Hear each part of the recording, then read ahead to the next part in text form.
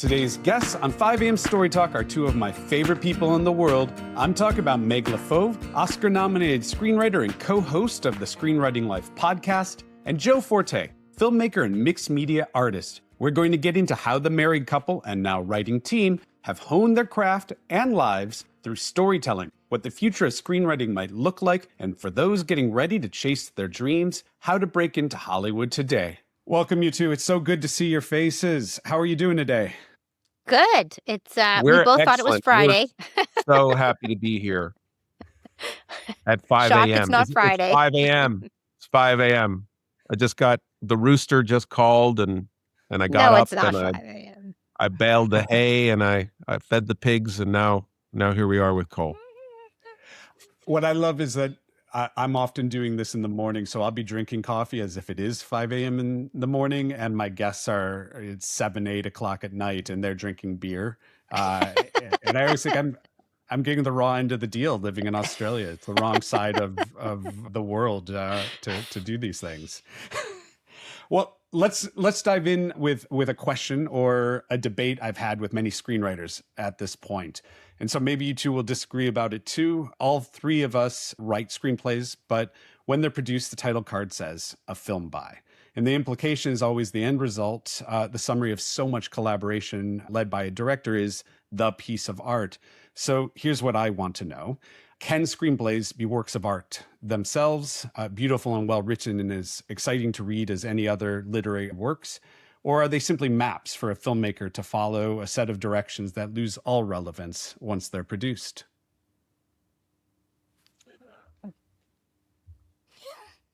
Well, of course they can be both, you know. I was going to say both. That was my answer. I think both. it's the nature of the collaboration. It's the type of director. It's how, inclusive the director can be. Often they might not be. I think, it's hard to define what a work of art is. So, I mean, I just think I look at wow, that the craft is incredible. I feel something. The reason why a director wants to direct it and an actress wants to act in it and the studio wants to finance it is because somebody who wrote it made you feel something. So it's hugely important whether, the arrangement of the words end up being exactly that when the film is made or et cetera. But there's something pulsing in that movie that makes you feel something and makes all the other people who come on board want to be part of it. Yeah, I mean, I agree. I think it's different stages. I've read scripts that I think are absolutely works of art. They're works of art to read. They take you to a state. They take you to a world. The way it's laid out on the page, the words they're choosing, they're masters. It's so fun and instructive to read the masters at their craft, at their art. But they're not novels. They're not things that will be released on their own for everybody's enjoyment. They are at some point something for someone else to take and use and create from. If that's a problem as a writer, don't work at Pixar because, even by the end, they've got script supervisors writing in your draft because the drawings changed. So she needs to write or he needs to write down what the new drawings are. And so you're lucky because some of them are wordsmiths and some of them are not. They are very much working documents, part of the storyboarding process. Listen, there's storyboards that I think are incredible works of art that no one will ever see because they're part of the process to get to animation. They're in there. The script is in the movie. The storyboards are in the movie, but they're not the separate piece that everybody gets to rave and read. And I guess maybe coffee table book for the poor storyboard artists. But so many artists at Pixar, the character designers, the production designers, or think about all the crafts involved in any live action film. I think in terms of a film by. It's not my favorite thing. It doesn't, set my head on fire the way it does some people that it's some great injustice. It's not something I would do myself or prefer, but to me, it's just part of the part of the package that we're all the business that we're in is. And if you've, as a writer, given your script to an auteur director who takes all of his films, say, or her films, say a film by, guess what's going to happen? Mm. But That's there are your also choice. cases, I think the challenge is that mantle is taken by a lot of people who may not be auteurs, and so it can be very I mean the it's a director's medium. The director, their point of view is what they get as the director, and they're guiding the process. So it's, they can, uh, you get everything, right? As you get the worst behavior, you can get the best behavior, and we're all seeking that kind of experience. And hopefully the director is calling out and drawing on all of their, people's skills, and hopefully the director is calling the writer to be the best artist they can, the same way they're drawing out their DP, and and vice versa. So Do you spend as much time, I guess, thinking about the words you're putting on the page? And I don't mean dialogue. I mean the descriptions. I am endlessly focused on how do I create this smooth sort of cinematic read, not necessarily directing, but something that is pleasing to read beyond the imagination that you have to bring to sort of animate what you're reading as you go along. I am not the wordsmith on the page. Again, maybe that's from coming out of animation where you have to go so fast and there's artists coming in right behind you drawing, and then you're going again and again and again. So I want a smooth read, a fast read, something that's not too dense, so that they can turn pages and can't wait to see what happens next. To me, it's the storytelling that's, and what's happening in the scenes what's happening can turn. But I also deeply appreciate turn of phrase that can be visual, that can set tone, which is so important on the page and so hard to do. Tone is set on the words you're choosing and what you're doing. And Joe's really, really good at that. So I'm lucky because we're writing partners. So he is an amazing wordsmith. yeah, I mean, I'm much more in haiku mode at this point in my career, like as I elliptical like and that. as simple, and Mm. I might have labored over he comes in, and modifying how he comes in or she comes in. It's like enter, exit, leave, go. Like, having said that, like, it's important to find those words that set the scene. It's important to find those words that turn a moment. You know, I think Meg and I are probably more dialogue driven writers than expressive writers. Like, so I just talked to the sentimental values guys, the director and the writer, and they're both writers. And they're both directors. But on that film, there was one director and one writer. And, I would be interested to see how they played that out on the page. We talked to the Train Dreams guys. It's a really, I'm sure that script is a piece of literature in itself, born of a piece of literature. So, I feel like we get our structure and our dialogue, and we don't spend a lot of time over describing imagery, just give you a sense, a touch, a hit. But I think the thing for me, the word is, and we talked about this a lot, is propulsion. I don't think about, Mm. I don't think, I don't know what cinematic is.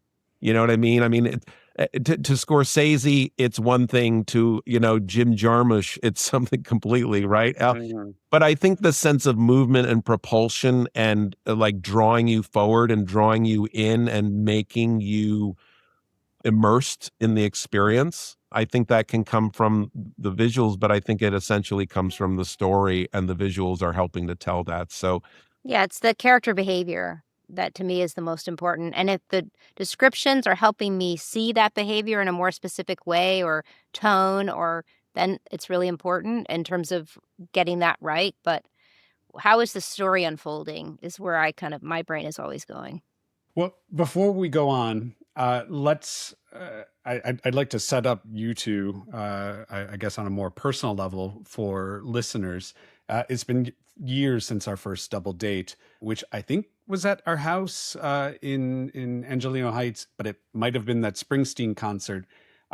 Joe, because Meg has recently answered some of the questions about your past together in another interview, but can you tell me how you two met from your perspective? Yeah, we were. I mean, I was a young copywriter in New York who had, gone to NYU Film School and was writing, all the time, my screenplays to move Mm, my life forward. And it's just, I don't know. I just, I met my soulmate at mm, work, and we became deeply connected by so many things, but the way we got to experience it was through story. mm, And, Meg uses the term story junkie. I use the term story nerds. I think we really, connected and bonded over it in every way, shape, and form, our stories. And, I just think we like we're Bonnie and Clyde. mm, Let's go to Hollywood and rob a bank. you know?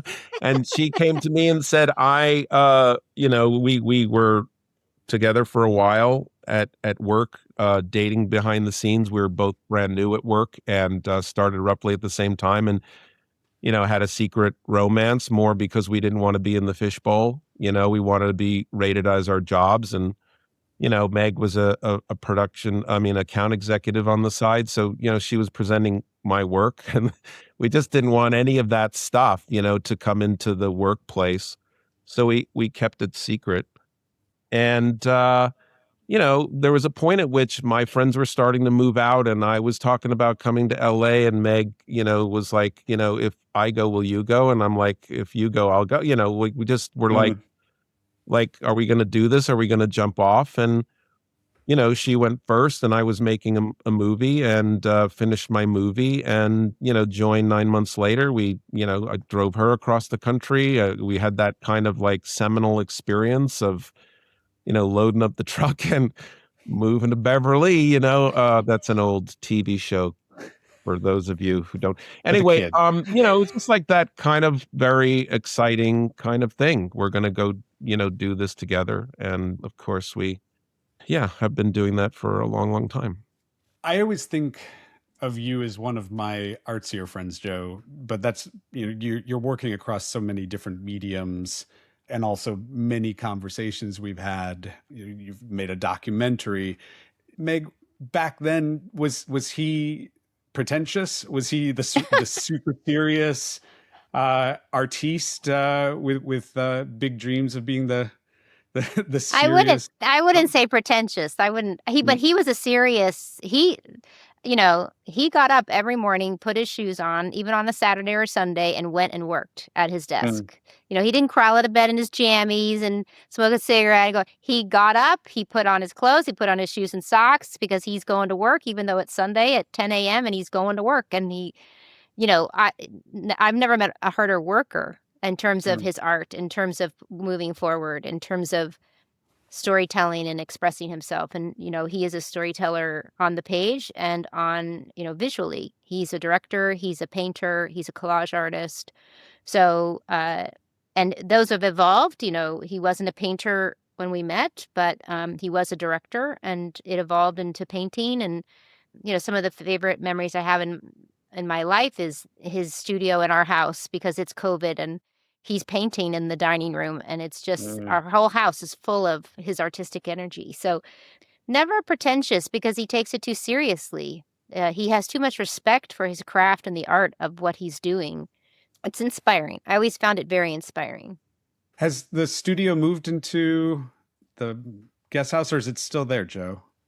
The studio closed down in 2023, and I'm a very instinctual person, and I had an instinct, and the instinct was to create space, and something ginormous came into that space, which is the Netflix deal that we have. So, you close a door and another one opens kind of Uh, thing. And I had a hard time with some of the aspects of, the art world, just like one has with the film world. And so I just think I decided to take a break. I'm, maybe kind of looking for a new space to work in. It's kind of like, what are your thoughts? And I find my thoughts kind of increasingly turning to, art making, and then what kind of art making I want to do. So, it's finding its way back in, but the what we're getting to do together and at Netflix is consuming and wonderful, and the dream and all that other stuff. The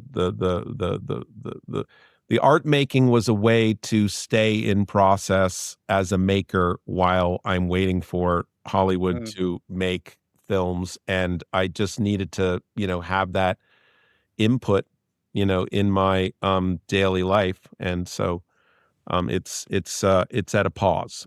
mm.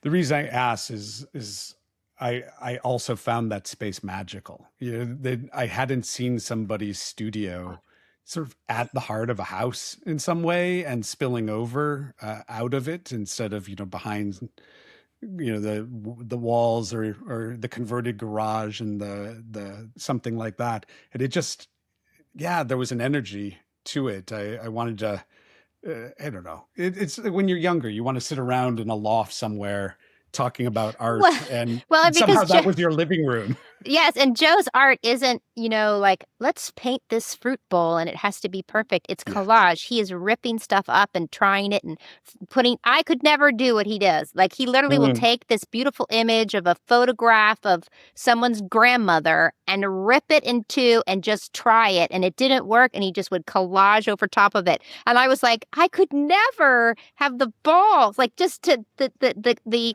artistic And yet audacity. I have never met anybody in this business who is better at ripping a screenplay apart It's after you get notes and reassembling it. Mm. I have incredible admiration for Meg's ability to uncouple everything in a script and have the elasticity of mind to find ways to rearrange it, and it be, like the terror of losing something that you've put down that feels beautiful and thinking you'll lose it forever if you take it apart. And she can do that, and I follow her lead on that.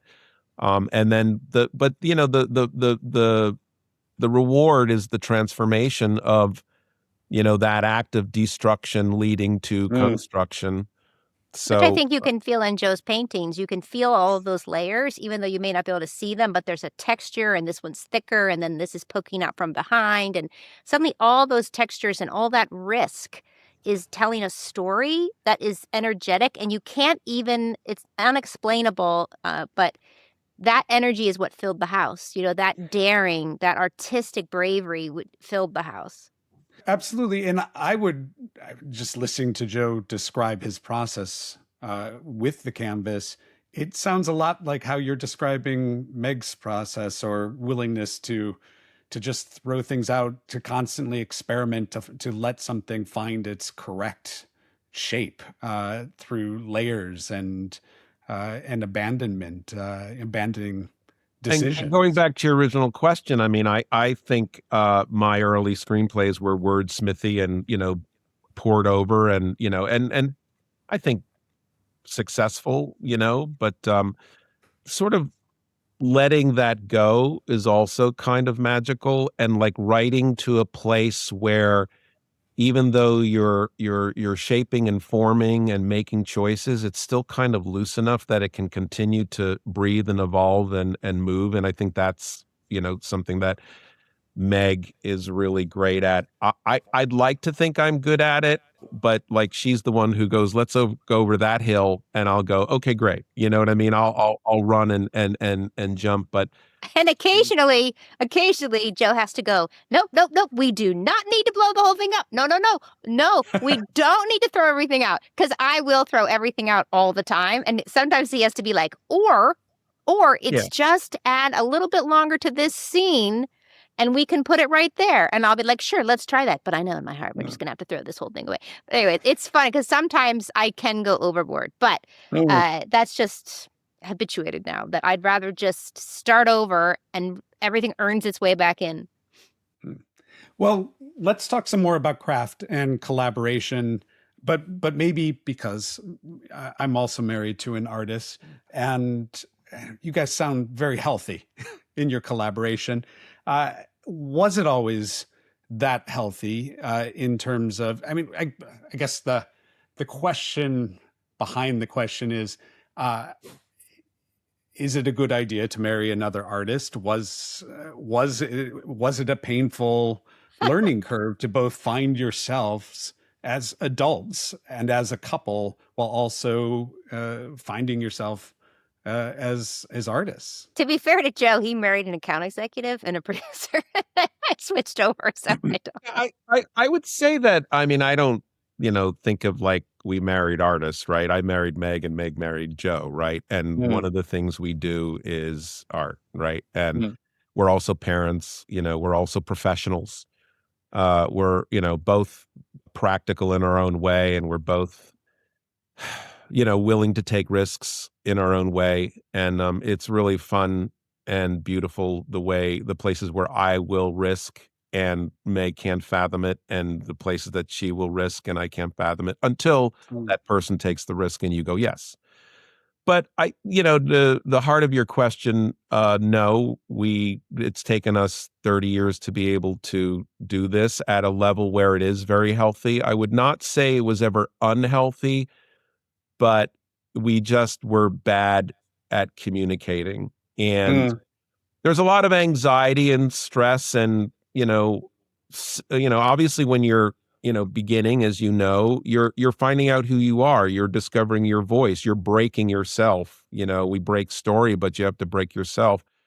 And I think that was something we each needed to do separately, and I did it. I took my own journey, and then Meg left the producing world and took her own journey. And I felt incredibly supported, and I think Meg felt incredibly supported. And we met again in terms of the artistic, in a road where we were both skilled, to a high degree. And I joke, I've said this, like I stopped writing in 2010, 2011, burnout, family, did it for 15 years straight. And and then Meg and I started writing together in 2020, and I was just like shocked how good she was. Like, meaning like I felt like I didn't know anything. She had spent all that time at Pixar and developing, and just the leap that she made was incredible. And I had to deal with my own like little bit of insecurity. It was like, I thought I was good, and I was rusty. I was the fat old athlete who couldn't, hit the jump shot. And Meg's like two hands slamming it, So there are those like imbalances that, make the relationship awesome, right? But can also make the relationship, like if you're fearful or insecure or whatever, like those imbalances can also lead to more imbalance. And that I think is like the negotiation that, you and yourself, you and your partner and their self. And, you have to be lucid and clear with yourself to be able to yeah. be in process with somebody else. Yeah, I agree with all of that. And the only way I would say it, which is saying the same thing, I guess, but I don't think in our 20s and even 30s, we still at that point needed ownership internally in terms of our identity and who we are, and we had to own what we were writing and own it. But as you age and as you move through life, and I don't know, it starts to become more about the work. Whoever owns it, whoever Mm. wrote it, who cares? It doesn't matter. Is it better? Is it good? Do you love it? Is it working? Like, all of the focus now is on the work, instead of ourselves. And, well, I wrote that and you're changing everything I write, and all those kind of weird arguments you can have in your 20s and 30s, because, like Joe said, you're still trying to figure out who you are and what is your voice. And by the way, there are 20 and 30-year-olds who are really good teams and really ready for that. I don't think that we were. I think we really needed to find ourselves because of our own past and Well, and I childhoods and also all think kinds of that, like, things. when we came up, like, there weren't, like, 80 91 getting to Hollywood, there maybe Robert McKee just wrote a book. Like, the information that we have now, just Yeah. including what we're doing, we had no access. We had to learn and make it up, and piece it together. And your Meg's at ICM, and I'm coming from a, like you said, a more artistic world, so I'm like, trolling the films you're watching, and you're learning that way and what the masters are doing. So I do think that it's, much more possible to get the information now, and be more collaborative, at an earlier age. I mean, maybe it's always been the case, but I just I say what Meg said, which is, just trying to find your own center when you didn't have a lot of information. Over time, perhaps just being married to Lindsay, having many artist friends, I've come, I don't think I've actually ever articulated this, but how you create tends to be, I find, a reflection of who you are as a person, how impulsive you are, how conservative you are, these sorts of things. And so the experience of having a collaborator who is also in a relationship with you is itself kind of, it's kind of marriage therapy. You're learning how to communicate in a way that maybe the real world didn't force you to do, because you have to work out how to nail that scene with wildly different points of view. And so I guess that I'm curious, how do you two see story differently, and how does that conflict show up on the page, that tension? I don't think we do see it differently. I think we come to it differently. We get at it differently. I mean, I've said this before. It's kind of a joke, but it's true. Meg comes from the inside out, and I come from the outside in. And that's because I was trained as a director. And Mm. so I get to character through behavior. How do they act? What do they do? Meg intuits on a sort of a more emotional level. I don't want to speak for her, but it's just a different way of getting at the same thing. And I think what that churn and that, you know, we I call it taffy pulling, the going back and forth, the time spent understanding each other, and sort of uh, the bringing up of your own, to say it out loud to another person is almost to understand it and realize it maybe sometimes for the first time, and they're listening and you're listening and you're saying, oh, that thing you said. And I think, that is the gold, but also, like, I we pretty much plug into the same kind of what's needed, and then I think the whole journey is to get to that, insight, right? So we're constantly chasing the insight. We know we're talking about something when we start, and we're curious as to what that is, and the different way we iterate it until we get to that thing that you nail it. You're like, this is what this movie's about. Yeah, I think that I don't know that I could have collaborated with anybody until I worked at Pixar, only because Pixar taught me to work with these big, thinking, imaginative brains that are going a million directions because they have so many ideas and intuition, and they're just working off their gut, right? And it's just, Mm. working with Pete Docter is, he's got so many ideas, and then he's just intuiting something, and he's like, but this is not, like, what is going on here? And then 1,000 ideas towards it, or two. And I had to come in as the kind of character theme structure person. And because Joe is a visual artist, he can have these kind of the same thing. He has all these ideas and all these visual things are coming up and coming at him, and he's intuiting so much. So, I put him in the category of these great directors who just have this intuitive sense of vision and character and theme and ideas just coming. Whereas by the way, this doesn't mean that we each can't do this. It's just how it seems to be the impulse first. And my impulse is always structure. Where does it start? Where does it end? Not that Joe doesn't do that, but my brain can't move forward. Let me put it that way. I can't move forward to talk about anything until I know what is the structure of this thing, even loosely, and who's the main character, and what I'm the engineer in me comes out, and it's coming. I agree with Joe, from the inside out. I'm engineering from that deep inside up, but I have to have that engineering sense of mechanics, and again, mechanics from a character theme point of view. And then I can start swimming in these waves, these artistic waves that are coming. So I don't know, Joe, do you disagree with that in terms of, I don't want to speak for you and your brain, but that's how my brain kind of needs this mechanical engineering structure tree underneath. Yeah, I mean, it's something, you know, I highly value in a movie, and I think it's something we value. I might get to structure more like starting with the arc. That's to me the beginning of structure, like it moves from here to here, but I might want to be loose in the middle of that, as iterations, or what could it be, or, but yeah, we both speak the same language. And, if Meg, somebody needs to make the scaffolding, we can both do that. And if somebody needs to, decorate the cake, we can both do that. And if somebody needs to be funny, we can both do that. And we're, strengths or weaknesses. But it's you complement each other. Mm. So, Meg, you're describing what ultimately will show up in a screenplay, but do you, during the development process, whether with Joe or by yourself, do you spend a long period being intuitive, just working out notes, asking questions, just scribbling in or typing in Word for days to try to work out how to even get to a structure? No. I'm just curious, is there a point when there's intuition, or do you just go right for, there's an outline, let's start putting stuff in and see how it works?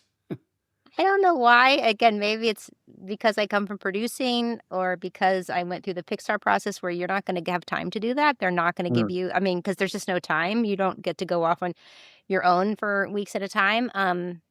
So my brain is always quickly going to the whiteboard in terms of, I guess, listen, I used to, and I don't do it as much anymore. And I don't know, Joe, if you termed this phrase or not, but do that puke draft, right? Where you're just like, I don't know where this is going, but I'm just going to let it keep going. I believe in that. But my brain immediately needs to know structure. Where are we? Is this the end of Act 1? What page are we on? Like, I don't know. It's just, again, this might be the producer brain that just constantly trumps in, and I have to work very hard. We're working on a new idea right now that Joe wrote a beautiful first draft, and I'm really trying to enjoy the experience of not caring what page we're on, not caring, are we hitting the genre elements, not caring about that stuff, and just letting it be. But it's a constant work in my head to put that off. Just enjoy it. Just enjoy it. But that's very much my anxiety brain, I think, more than anything. But go ahead, Joe. I think it's important to sort of note that, we work in Hollywood, right? We work in genre right now. And so, the speed at which one works, and that's different than the sort of more organic, independent, film process, which, is more about, flow and feeling and mood and tone and style. And even though the character is all important in there, it's, it seems like less of an emphasis at times on a traditional structure and more of an emphasis on character theme. And I really love embracing that, so sort of to answer your question in a different way is, we outline now. Where before, when we were younger, we might have just like tried a lot of writing and character. Like I'll write a bunch, like this script that Meg's talking about. I just sat down and wrote 30 pages, and and that really got me into the character, and I know what it's about is vibrating in those pages. I don't want to name it right now. I don't want to even ask that question, but I'm experiencing what it's about as I'm putting it down. That then sort of becomes a kind of a tuning fork to now take a step back and go and outline. And that gets you into structure. And, the value of the structure is that you save a ton of time. You start to have something that you can kind of look at and say, will this work? Does this hold up? Is there a, beginning, middle, and end? Is there a before and after? Is there an arc?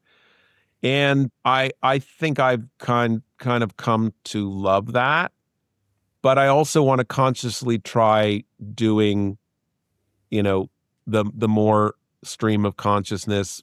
But you really have to know what movie you're writing. Is it an independent film? Is it a Hollywood? I think that matters, and there's a craft to being a structuralist, and there's a craft to being an astructuralist. And I think if you talk to artists who do both of those, you could really, see that there's a definitive process. It may change from person to person. So, I think we just don't judge that. And but yeah, we work more in outline form, and build and build and build like a layer cake, and not even going to draft until we've done a bunch of those iterations. I've found writing novels, that's all intuition. It writes itself, and that diminished the experience of just executing a full outline. I would just be filling in the blanks, it started to feel like. And so then I started to rewrite I'd outline, but I would let things happen and then rewrite as I go. So I don't do vomit drafts anymore. I don't even understand what that is. But the consequences, I think I do more work than I used to when I had to go through all of the producer drafts off of that vomit draft, it wasn't a vomit draft. You obviously polish before you hand things in. But now it's, I'm 2 weeks in and I'm still on the first 10 pages because I'm reworking it as I go. It's a far more intense experience. There's discovery to be made, but also the fatigue sets in that version where you're now 2 months in and you still haven't written the end.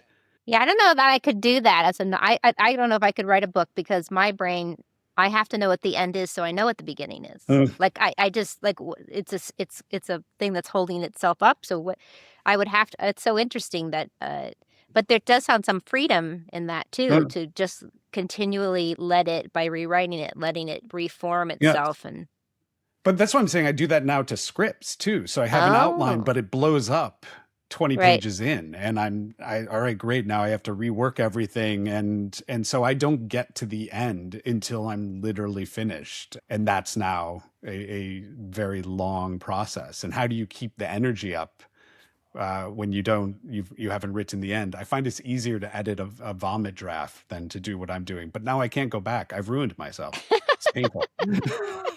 I think the attraction of the vomit draft and that kind of writing is that it's very visceral, and you're having the experience of watching and making the movie in a weird way. Like you're just and my fear of, going into more structure is that it tends to feel clinical, right? There's a point at which it's clinical, yes, but you're trusting the story and the clinical elements. What does this character want? Does this character have a goal, right?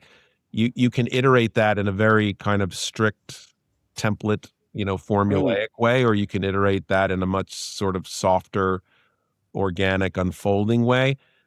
But I found my resistance was more in the process starts to feel clinical, and I'm an artist and I want to feel, and I've come to love that I can like put away the feeling part, be in the clinical part, and trust that then I'll get to the feeling part, which is now we have this clear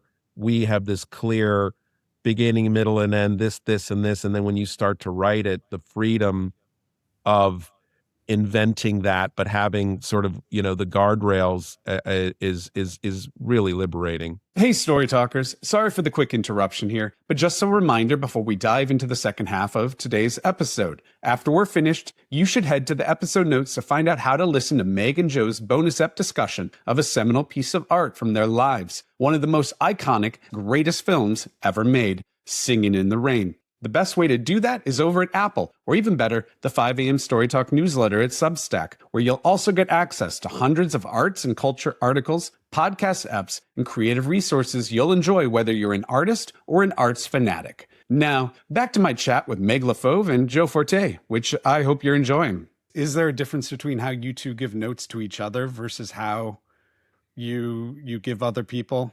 Have you learned that, like Lindsay and I always talk about how we have to handle each other, and it's been painful. I mean, I always assumed within a relationship you could just have a shorthand, but it turns out that's actually a rather cruel way to give notes. They're like, stop, don't do that. Just slash. I think I'm a hard person to give notes to, so I'm waiting for Joe to respond, because I don't think I'm an easy person to give notes to. Yeah.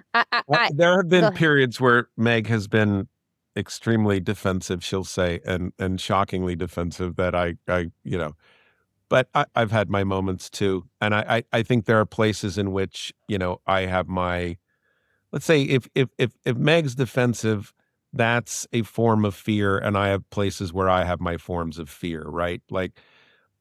So I think it's about getting to know the other person and helping them through that. Listen, we just remind ourselves all the time, start with something positive. I have a joke now, which I say to Meg, which is, I'd like a parade, please. You know what I mean? Like with a flyover, excuse me, I just did this in 2 days and you're already, no, I'd like a parade, Mm-hmm. And, it's kind of a fun short note for like, can you recognize the work that just went down, and vice versa, and, so we really, like you'll hand back a draft in an email. I did this, and this, and never say, hey man, I love that scene and what you did here. And when you start to do that, when you actually start to do that, you realize you actually get into the appreciation of what the other person's doing. And like, you have to stop and do that. And I think that takes care of 100% of all sins in the process. The other person's open, you're building off something good. I'm excited. I'm reminding myself of why I'm excited about what I read. And then yes, and here is, could we, have we thought about, that kind of stuff. And I think the fear of the other person can come from so many places. Like, maybe it's because I was a producer, I don't know, but I have a lot of anxiety around due dates.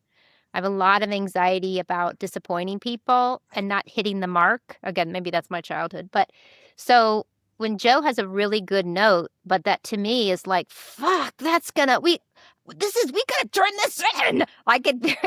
So the defensiveness sometimes is anxiety over the actual work, but sometimes it's just over my own anxiousness.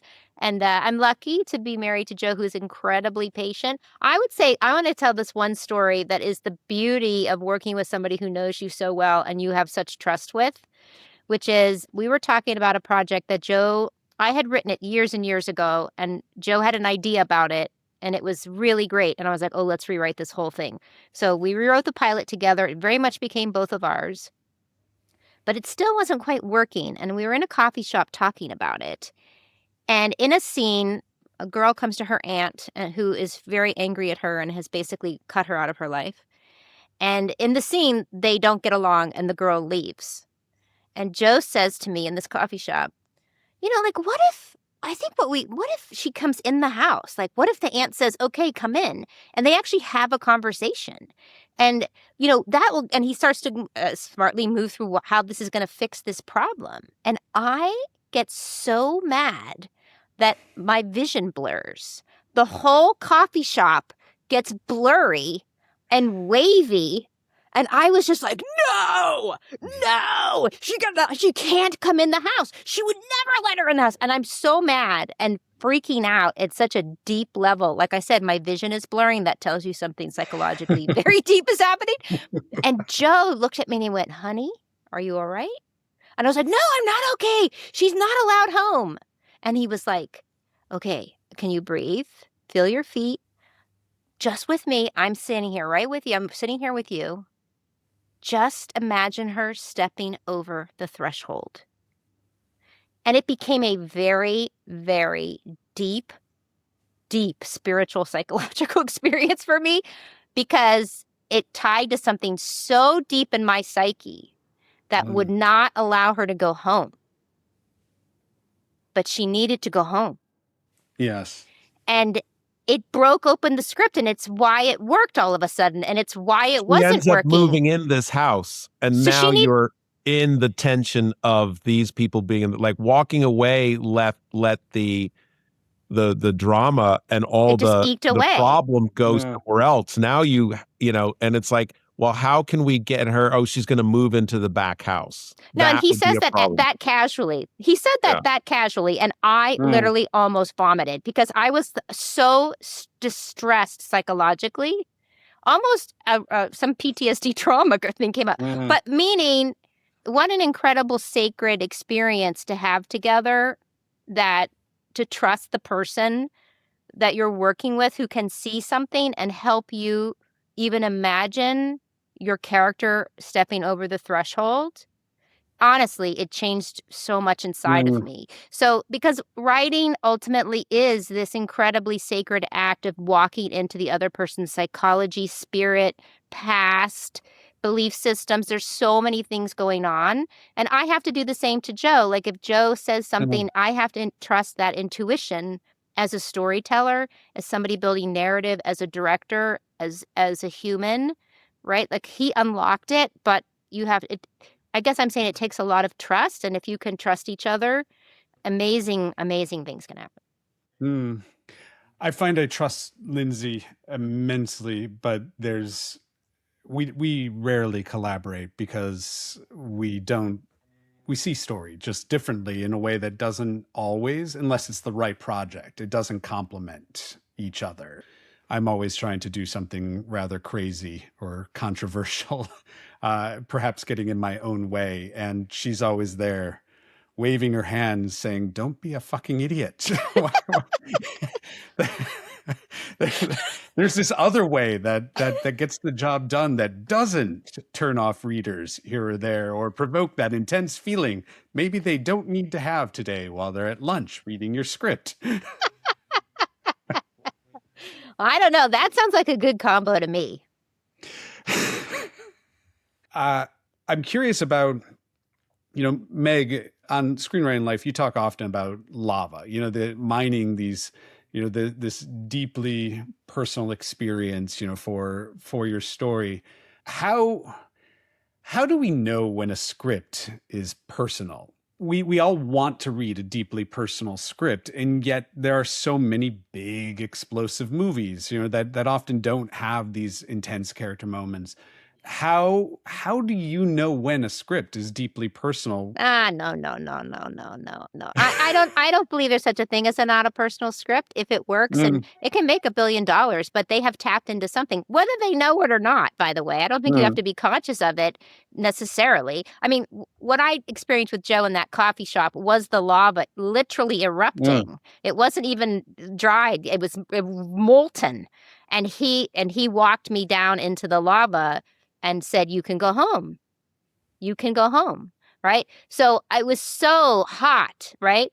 But I don't know. I look at a movie like, and I want to make sure I name the right movie here, because there's so many. You know the Marvel movie that it's all of them, but they're going to start breaking up, and some are going to go. War. Captain America: Civil War. Maybe it's Captain America: Civil War, but there's such an exploration of friendship, and there's such an exploration of the pain of friendship and when you disagree and what if you yes, it's on this level with superheroes and the end of the world.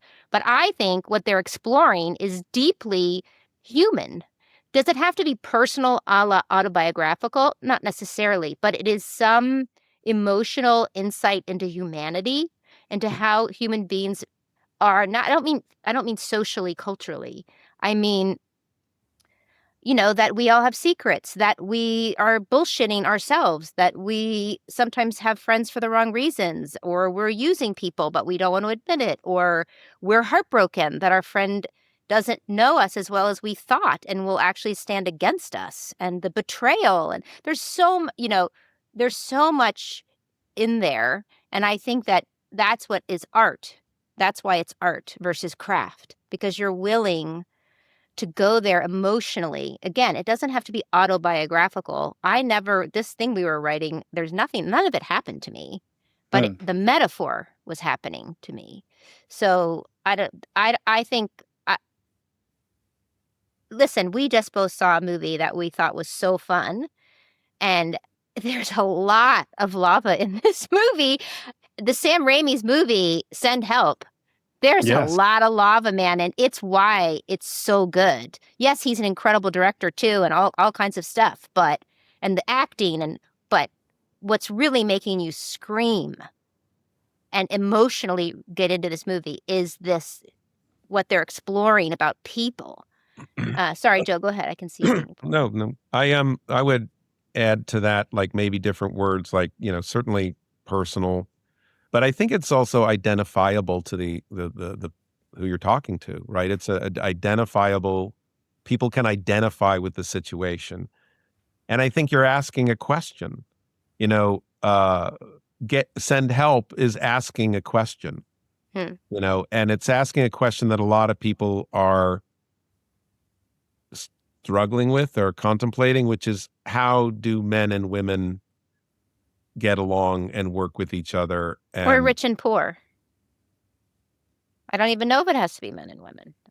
I get it right? Yeah, I mean, yeah. So, I mean, and a good movie, draws out different things in the audience. But I think it's like, there's a great narrative question. You have a question. I think that helps to make it personal. You actually have that question, but you can think about it for a while and say, oh, does this translate to all humanity? So when Meg says, the Marvel movie is about friendship, like, just getting to that in your own head as you begin to start, it allows you to start thinking about your ideas of friendship and friendships you've had, and the ones that have gone well and the ones that haven't. And is this a fantasy about how to have a friendship, or is it a tragedy uncovering of what goes wrong in friendships, and I think that allows you to become personal. Maybe I'm the only one who's met people who don't seem to to ask some of those questions. I think they are asking. They might not be conscious of it or want to talk about it out loud, right? A lot of people are not going to make themselves vulnerable. You definitely have to find your people. And a lot of people are not going to make themselves vulnerable to that. Well, I think that's an interesting aspect of it too. And we both have podcasts that screenwriters or aspiring screenwriters listen to, how conscious people are of what they're doing in their art, how conscious they are of what they're putting on the page. And if you're not conscious of it, are you actually mining it, as you would say, or as I would say, or is it just something that is accidentally happening? I did not know. I thought the script that we were writing, that was an old version, was about being trapped, which it was. But I was not aware of those deep running veins of you can't go home which is why there was a blind spot sitting in the middle of it. I think my highest self, which is trying to always evolve you to look new, but it took Joe poking at a story problem and then being with me in order to let that now rise up. I think that's why we write so many drafts. If you're really pushing into the notes and getting notes and looking at your blind spots, it does start to rise up. Like, that's the best part. I like being unconscious of it, and that's why I like behavior, because words lie, but actions reveal the truth about somebody. And so if somebody's acting a certain way and you're allowing them and giving yourself permission to let that character act a certain way, and they transgress or they cross a line or they do something either beautiful and lovely and kind, or they do something that's wow, whatever. That starts to reveal and become your breadcrumbs, for me. And that action doesn't lie, and I'm gonna use that as my grounding, as my reference point as I move forward and backward in this script. When that moment happened, we have a script. We have a script that the opening act that the young female character does is to spit in somebody's drink. And, when Meg, and that's such a bad thing to do, right? But when you have the context of it, it's such a kind of daring moment that Meg wrote in, and it sets up everything. You know what I mean? And so that's not something that you might think you should write. That's a bad thing to do. That's not a nice thing to do. But it shows so much. And, I think it's one of those things that we may get a note, you can't start the movie this way, and we'll have to find out. But it's also, maybe there's another way to do it, or we have to, educate and persuade and control. I mean, we are the directors, so that's going to make it easier. So I just think that is something that I always tune to. What makes that scene great is that they do something unexpected, and it's a behavior, and it's, the course of the movie is kind of well, what is my interpretation of this person? And you quickly become with them, and they are the underdog, and you would sit in this person's drink too. I love you touched on something a moment ago. Something I love about screenwriting is having characters do these unexpected things and then confronting the fact that I'm the one who had them do it. So what does that say about me? And now I'm uncomfortable. Now I'm working through something. How was I able to take them to such a dark, violent place? These are things that force you to reflect on yourself. I read that and I was like, oh, this character's angry. That's good. Yes. It helped me tune into the anger of the character, and this is also a situation of somebody being trapped. So there's a theme, and even in their trappedness, they're not gonna yes, take it. And she's gonna take any action she can take. She's gonna take it, which is different than how I see myself, right? In terms of passive, accept it, whatever. She's not going to, which is that is her arc. That is her whole drive, right? She's not going to. I want to ask one more question before we wrap up. So it'll be a play on the title of your podcast. Everything in Hollywood is changing. Media consolidation, AI, the future is an increasingly perilous place. Do you think it's still worth pursuing the screenwriting life through the Hollywood mechanism that we came up through? I'll take a crack at that. Yeah. I think that the future is collaboration, and the future is local, which can lead you to Hollywood. So I feel like you kind of got it. What I liked in Send Help was the line, nobody's coming to save you. You got to do it yourself. And what I like about collaboration and community and people radically collaborating is, I don't know about, I mean, the heart of your question is it was fat when we came up, and there was a big expansion, and there were a lot of opportunities. I do think the pool is getting smaller, but I also think there are other things that tilt that, which is, amazing pieces of technology that are affordable, the massive amount of information that's on the web about how to do this. And if you made an amazing, incredible film that, it just goes to festivals and touches people, that's great. Will we all be in a little bit more of a gig posture? Will we all be wearing many more hats than, the man in the gray flannel suit where, at the other extreme, you went to the company and you worked for them?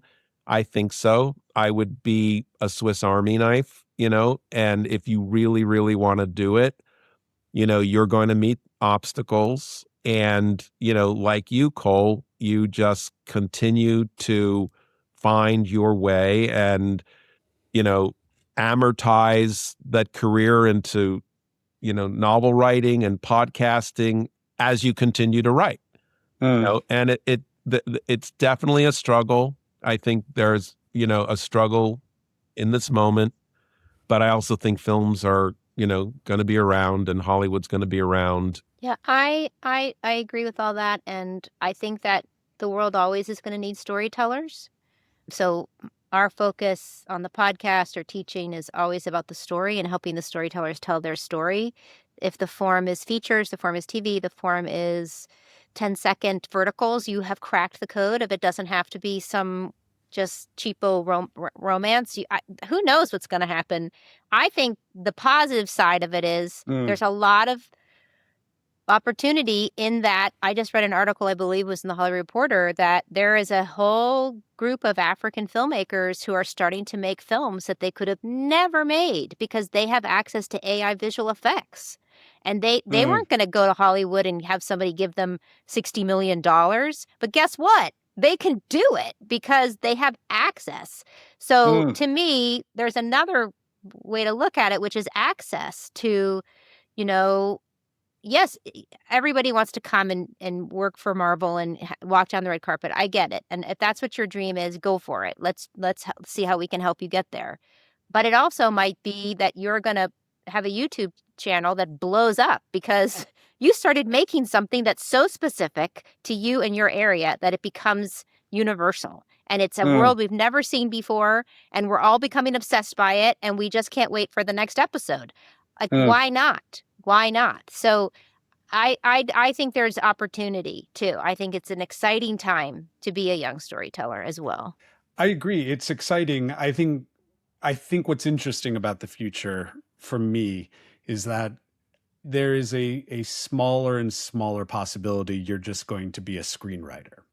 And there will be people who sort of vanish from the food chain because of that. Because you're not going to just be a screenwriter. You're going to have to also make your shorts. You're going to have to also do your podcast. You're going to have to wear all of these hats where once upon a time you could just want to sit in your home office and go have coffee at the shop and write there. And that was the extent of and pitching. Which was a nice life. I think I would have been absolutely content never doing anything other than writing screenplays and pitching and coming home and watching movies and going out for drinks with my friends. That world feels like I don't know because I'm just gonna argue with you. I love the optimism. Netflix, Amazon, Apple, they have to make so many movies. Their audiences, I mean, Joe, I think you help me with this quote. They're gobbling up movies. Like we were told that, if they could put a new movie out every day, the audience wants it. Is there? They need movies. It's the capacity, and the capacity to create the quality. I think the quality is important as well. So I think that there is, yes, these stories tend to be more high concept, not indie films. They tend to be something you can get from a poster because that's how we're looking at it on your television. When you go to Netflix, you're basically looking at a bunch of posters. And you look at the poster, get the concept, you read the tagline of the poster, you're a little bit more interested, you go in, it's 2 lines. This is like 1990s, high concept stuff. They're looking for that stuff. It's, to me, if you're a young screenwriter, you could come up with a high concept that's you can sell. They're going to give you a shot at it. They don't believe you're going to get to the end because craft might not be up to it yet. You don't have the experience, but they'll give you a shot at it because you're cheap. So they'll say, sure, go write the first draft or 2, knowing they might start throwing other writers at it. I know that's an opportunity. If you're that kind of writer, if you want to do high concept, if you can take high concept, Joe and I kind of talk about it like, if you can build a beautiful sugar cake And inside of it, you put the deeper lava human stuff. But yes, it has to be a sugar cake, potentially, right? I'm not saying that everything on these services are sugar cakes, but and by the way, when I come home at night and I'm tired, I watch a lot of sugar cakes. So I'm not saying they're a bad thing. I love sugar cakes too. So, I think that there is opportunity. There is. I will take that. Thank you for wrapping the episode up by making me feel a little less despair than I did. You're welcome. when I hit record. Thank you so much, you two. We're going to be back in a moment to talk about Singing in the Rain. Thanks, Cole. As for the rest of you out there, wherever you are in this great big world, thank you for joining me today. Don't run just yet, though. There's a bonus episode with Meg LeFAUVE and JOE FORTE coming your way, which I'll tell you more about how to listen to in just a second. First, I want to know, what did you make of my featured chat with them? If you have any questions or thoughts, drop a comment on this episode at the 5 a.m. Story Talk newsletter at Substack, YouTube, Spotify, or the 5 a.m. Story Talk podcast at Instagram. Links in the episode notes. I want to also mention how much 5-star ratings and or reviews impact the future of this podcast. If you're enjoying this show, thank you for taking the time to tell others why they should be listening too. Now, as for that bonus episode, Meg and Joe return to break down a seminal piece of art from their lives. I'm talking about 1952's Singin' in the Rain, a brilliant, perfectly scripted, perfectly directed, perfect in every way musical about Hollywood's bumpy transition from silent films to talkies. In the age of AI and streaming platforms that are increasingly emancipating creators from traditional forms of distribution, this film is somehow even more relevant today. This is a chance to hear two fantastic screenwriters, one of them the Oscar-nominated co-host of one of your favorite screenwriting podcasts, deconstruct a masterpiece just for you. The best way to listen to it is at Apple or the 5 a.m. Story Talk newsletter at Substack, which you can find links to in the episode notes. That's it for today's episode, Story Talkers. As always, thanks for being here. Don't forget to subscribe and, take care. The world's gone mad. That doesn't mean you have to, too. See you soon.